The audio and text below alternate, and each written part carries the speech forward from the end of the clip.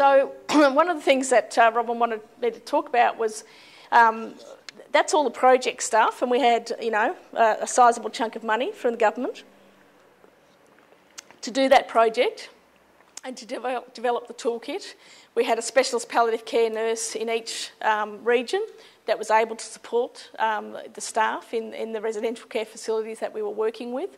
We were working with a small number of residential aged care facilities. And so really that's the Rolls-Royce model of, you know, how you're going to do it. But what happens in the real world? That's the world that you are currently operating in. You're managers or working in a facility where you may have a little bit of help from a specialist palliative care service, maybe you don't have any. What are you going to do? How are you going to get this up and running in your place? So you are lucky in that you have this money from the Victorian government and you have these consortiums set up, and there is project people that are actually going to help you with that, and you're a step ahead of most of the rest of the country. So you know, that's going to help you in doing this. One of the things that some of the facilities did as part of the project, and we didn't tell them to do it because, to be honest, it's not my idea, I hadn't thought of it, was to set up what they called a palliative approach working party in your facility. And so that's getting like-minded people together. So not just your link nurses will be part of this, but it's your manager, it's people from perhaps hospitality services, your chaplain, your diversional therapist, other people who are going to assist you in moving this agenda forward within your organisation. You right? Yep.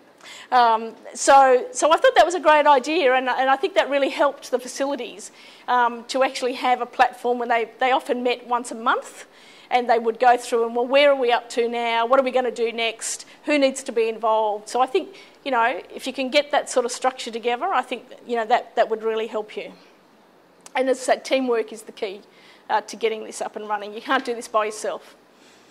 You do need to identify your link nurses, because that is one of the things that the consortium is going to be helping you with, is training some link nurses. As I say, I think you need 2 as a minimum, and you need to look at your geographical layout of that. They can be any level of staff. We had one care worker who was a link nurse. We do tend to use RNs and ENs, mainly because they are more likely to do things like the assessments and care planning and things like that. But if you have the resources and you are quite a large centre or facility, then I would certainly identify some care workers as link nurses as well. They should complete the introductory and the advanced self-directed learning packages as part of the toolkit. So they are designed for RNs and ENs. If it's a care worker who's going to be a link nurse, they need to do the introductory care worker package. If possible, send your link nurses to other training. So don't just rely on what is going to be available as part of this toolkit or the consortium project.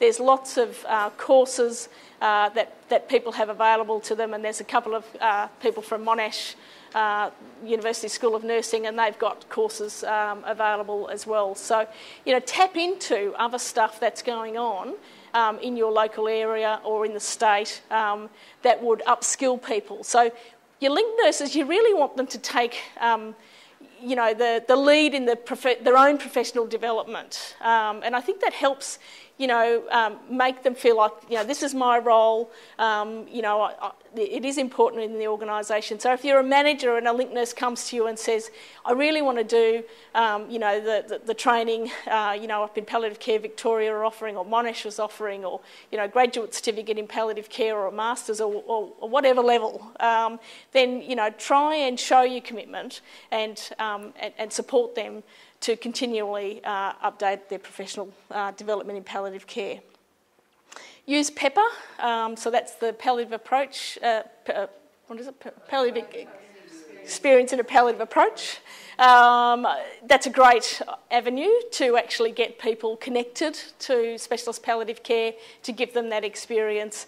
And again, I think, you know, those sorts of experiential learning opportunities are invaluable, and they're provided for you by the government. The government puts in a lot of money into PEPA, and you really should get the most out of that. Identify your local palliative care service, and in many ways that's done for you in terms of the consortium setups that you have in Victoria, which, believe me, I'm very jealous because we don't have that in Queensland. We don't even have it in Brisbane. What can they offer? Can they help you with the toolkit? Can they help you with other education? They probably may now already come in and give you education sessions. So you try and get them to focus those sessions on things that are going to be sustainable for you and help you learn how to do that, which is like the care planning and the case conferences and the pathway. Discuss with your GPs what their role is going to be. So don't spring it on them one day that all of a sudden your facility is going to use the end-of-life care pathway and you haven't told them that that's what you're going to be doing, or told them what it is, or told them what their role in it is. So make sure that they're part of the picture. Get them onto the working group if you can, so that they're really informed about what's going on. It is good to have them at the case conferences. If they don't know the Medicare items exist in the toolkit, we have a form where they can fill it out and they can send it off to claim for the money. You've got to make it as easy as possible for them to be engaged with you.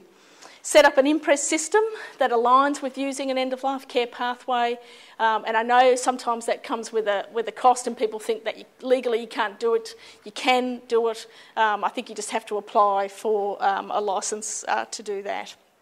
But it is critical to have those drugs on hand on a weekend or after hours, so that you don't have to send people to the acute care setting to access them. Review what you're currently doing in a palliative approach in your facility based on those three key processes. So what do you do now when people come in? Do you go through the process of advanced care planning? If somebody's got a legal advanced health directive, what do you do with it? Do you put it in the notes and then lock it in the office? Does it, so nobody ever sees it, so that when you actually need to use it, nobody knows where it is because it's in the office and I don't have a key. It's a Saturday night. It needs to be clearly accessible for people. People need to know that it exists. So have a review what it is that you're doing in regard to that. With the palliative care case conferences, who's going to run those? When will they be? What suits the GP? Inform the family about that, and we've got some brochures about that. How do you then document what it is that you're going to discuss at the case conference? How does that fit in with your current documentation to make sure that what you've discussed actually gets followed through? So there's some hints in the toolkit about that. As I say, what do you do currently with an end-of-life care pathway? Do you use one? Do you want to use one? And which one do you want to use? Is it the Liverpool Care Pathway, which I know is a Victorian initiative to do that? I don't have a problem with using the Liverpool Care Pathway. We didn't use it in the project because the Brisbane South one is much more simplified for aged care, but you have to go with what fits with your own local service. Look at the education resources in the toolkit. As a manager, do you have a clinical educator? Can your link nurses be trained to use these resources? How are you going to incorporate education into your service? Is it going to be mandatory? I know some DONs make palliative care training mandatory. So every new staff member has to do a palliative care training or a self-directed learning package within the first 3 months of them being employed because they think it's so important. So how are you going to incorporate those learning packages or training as part of your staff development, and then are you going to update it every year? What are you going to do in terms of education, and how might you use what we've got? The flip charts, as I say, are designed for ongoing education for care workers in particular.